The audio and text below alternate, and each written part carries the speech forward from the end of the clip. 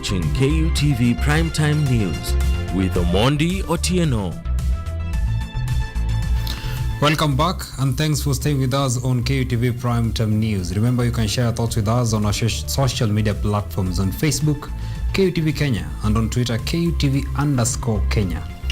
Every 5 years, Kenyans prepare to go for a general election to choose their desired representatives. Political temperatures are on the rising trajectory, with major players forming coalitions ahead of the polls. Here's the big question: is Kenya ready?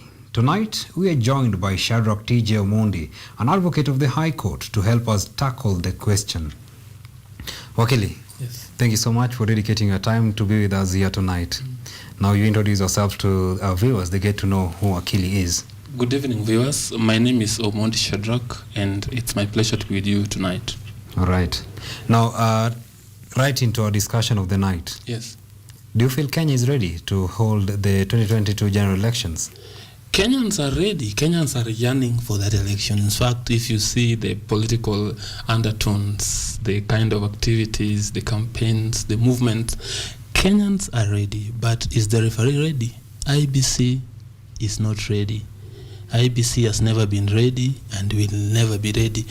This is because IBC that lacks that urgency in preparation. You see, now they are claiming they don't have enough money.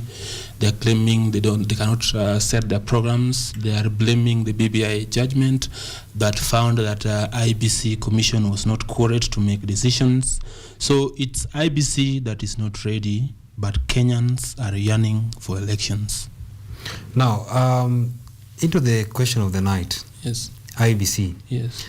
We've seen the chairman of the commission, Wafula Chebukati, insisting that the 2022 elections will be held on 9th August as stipulated in the constitution. Yes. But we also have other politicians insinuating that due to COVID-19 and other factors, the general elections should be postponed. In your opinion, should we go by what the constitution stipulates, or should we consider these factors that came along the way? First of all, that question has two answers, and both answers are anchored in the Constitution. The first answer can be found historically from the elections that were supposed to happen in 2012. However, due to court's interpretation, the elections were held on 4th March 2013. Now, the question that we should ask ourselves is that what does the Constitution say about the election date? The Constitution provides that elections are supposed to be held on every second Tuesday after every 5th year. So the fact that elections were held on the 8th of August 2017, the next general elections goes without saying, supposed to be held on the 9th of August 2022. Now, on the second question as to whether elections can be postponed because of COVID, there are two schools of thought for that. The first one is that there has been advisory that has been given by the African Court on Human Rights and People's Rights that African countries, because of the issue of COVID, can postpone elections. However, that decision is not binding on Kenya, but because our constitution provides that because we are party to the African Union, then we can domesticate that law and apply it in Kenya. And how can we apply it? The Constitution also provides at Article 58 that a state of emergency can be declared. Now, the president can exercise that right under Article 132 by saying that because there's a national disaster. So the question is, as facts stand now, is Corona a national disaster in Kenya? So if the answer to that question is in the affirmative, then the president can declare a state of emergency. However, that state of emergency is only applicable subject to 14-day period. Right. In which case, if he wants to extend the same, which can only be extended not more than 2 months, then he has to seek approval of the National Assembly. Right. Now, Wakili, anchoring on the Constitution, yes, we've had debates from politicians and other stakeholders, yes, saying that by 9th of August, yes, the office, the term in office for the sitting president Yes. will not have elapsed. Yes. Is it anything to go by in order to postpone the elections by some days so that the current sitting president finishes his term in office? Now, the election of the president is anchored under Article 136 of the Constitution. In my understanding, all elections are anchored on Article 101 of the Constitution. Article 101 provides as follows, that the election of the members of Parliament shall be held on the second Tuesday of every 5th year. So what does that mean? That means that all elections in Kenya, be it civic, that is the election for MCAs, be it the election of governors, which is provided under Article 180, be it the election of the president, which is under Article 136, they are all anchored on the life of Parliament.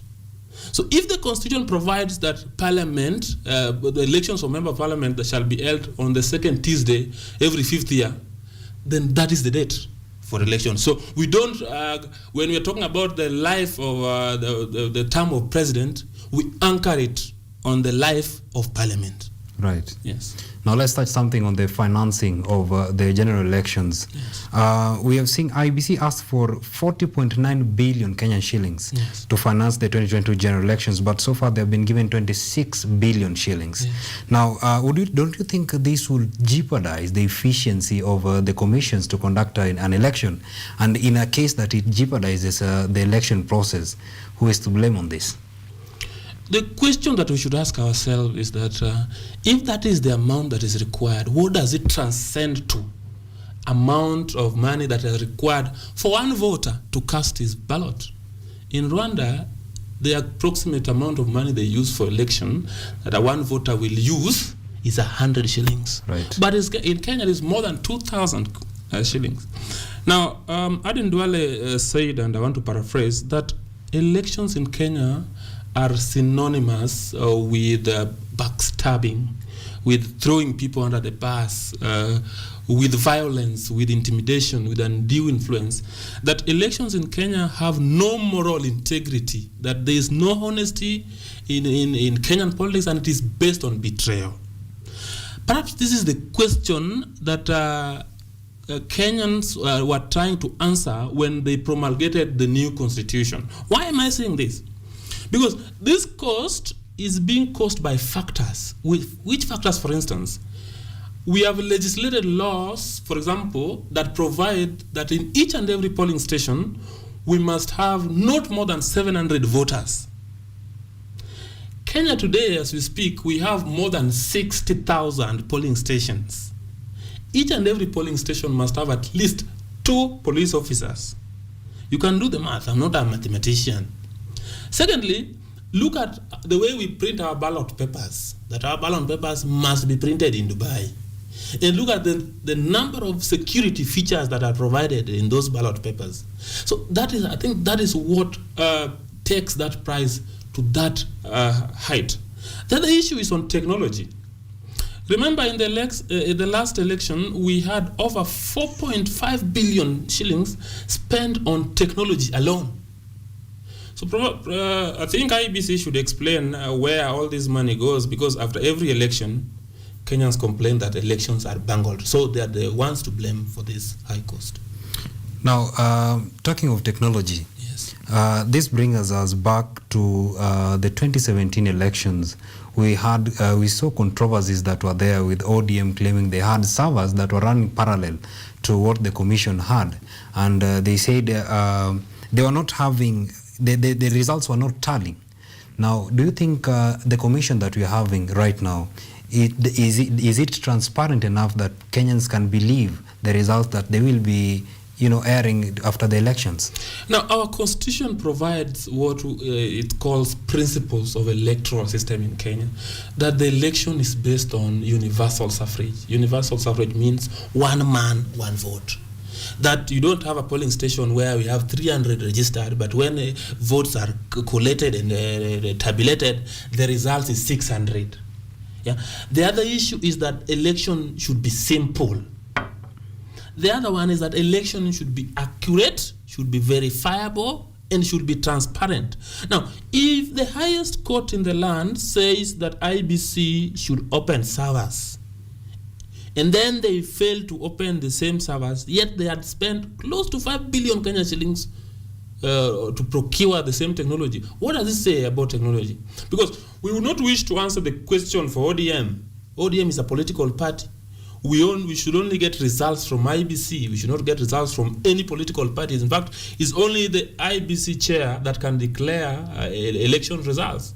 So if the chair can declare results which are not verifiable, results which are not transparent, then what do we say about our constitution? And what does it say about the commission? So changing the commissioners, because now we have new commissioners, it does not mean anything. In fact, some people have said that we have only changed the monkeys in the forest, but we have not changed the forest in the monkeys. Right. Yes.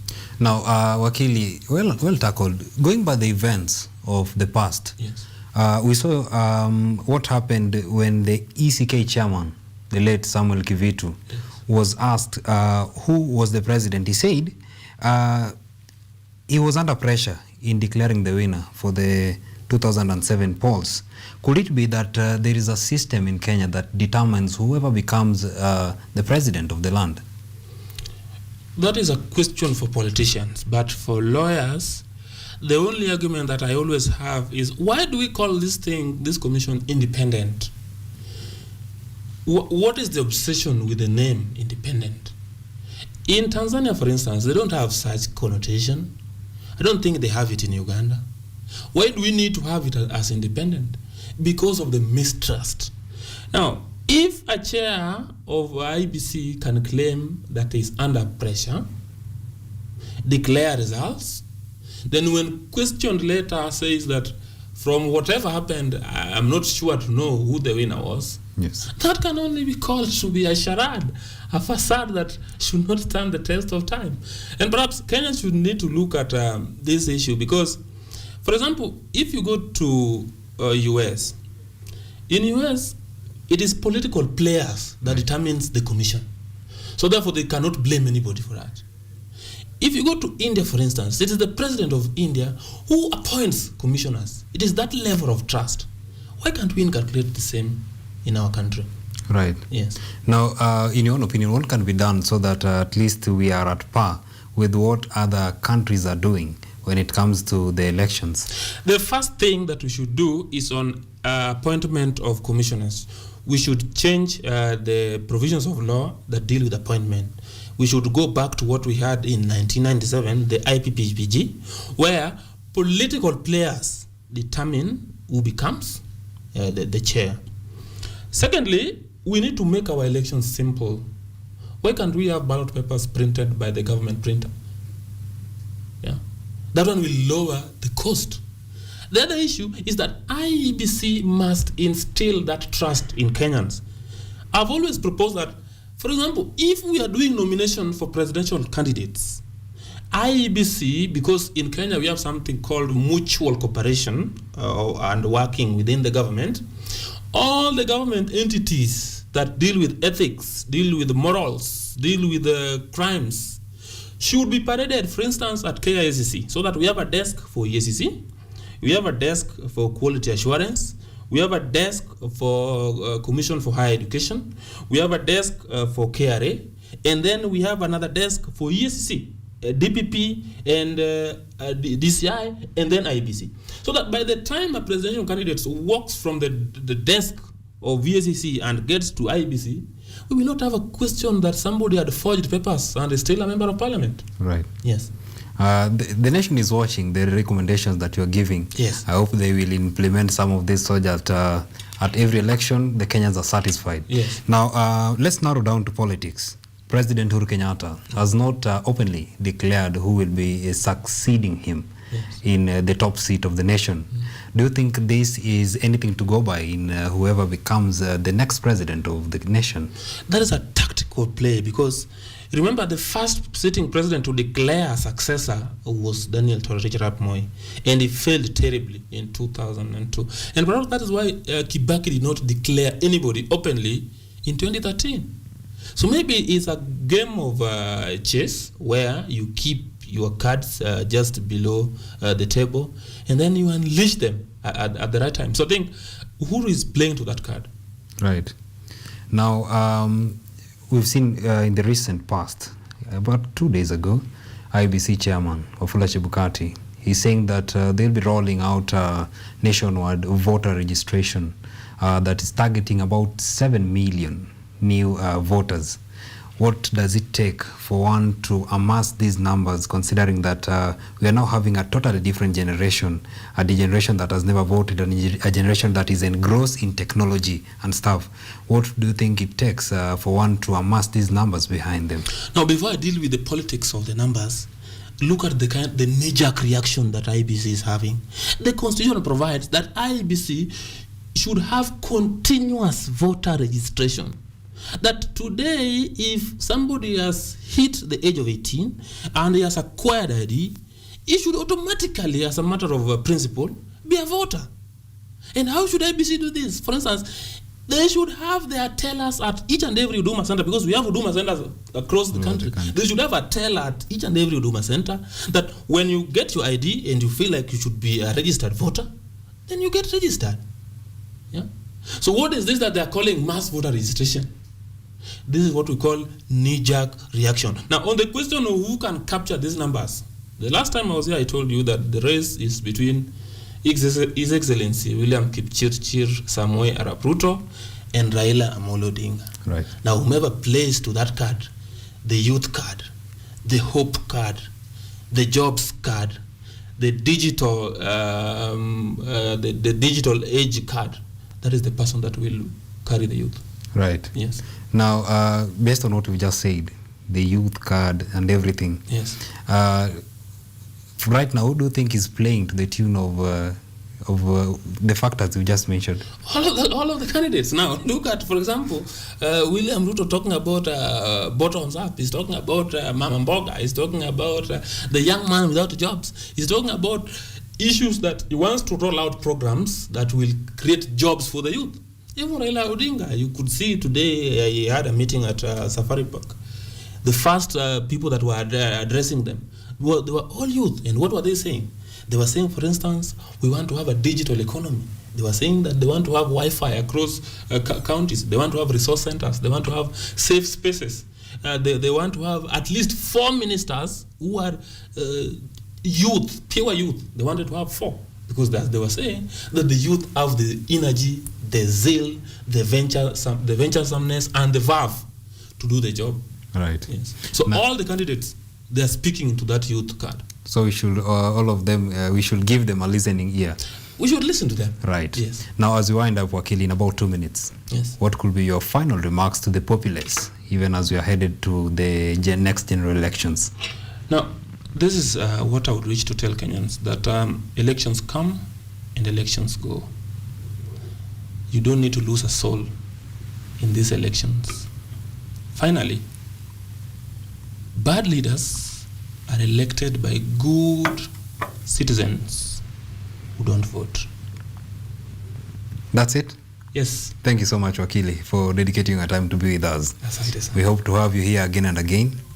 Right, for another discussion. Asante. Now, that has been a discussion with the High Court Advocate, Shadrach TJ Omondi. We hope to have him again here and again so that we discuss and shape the country as even as we are headed to the next general elections. We shall be taking a very short break. In a moment, we'll be coming back with more news.